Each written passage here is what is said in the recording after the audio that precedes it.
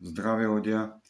Tak ešte predtým, než nahrám videjko o Schumacherovi, už je skoro hotovo, len potrebujem to spojiť a čakám na mojho synovca technika, keď mi to dokončí.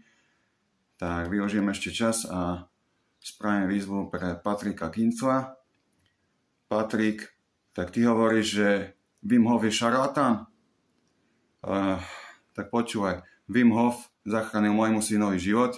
Môj syn mal zlé výsledky krvi a hrozila mu svalová dystrofia. Začal som s nej robiť Wim Hofovú metódu nejaké 2 mesiace každý deň a zrazu výsledky sú dobré. Takže pravdepodobnosť je 99,9%, že mi proste zachránil syna. A ty, keď hovoríš, že je šarlatán, tak počúvaj, dám ti 2 možnosti. Lebo vidím, že už si sa troška v tomto možno zlepšil, lebo spomínaš, že robíš aj nejaké meditácie.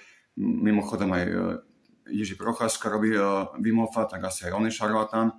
Tak počúvaj, buď tu zeber tieto slova späť, alebo si daj se mnou zápas v boxe. Za rok môžeme kľudne aj MMA.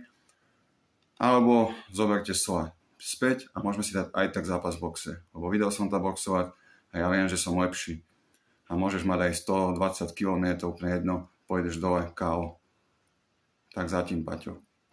Ináč tam mám celkom rád.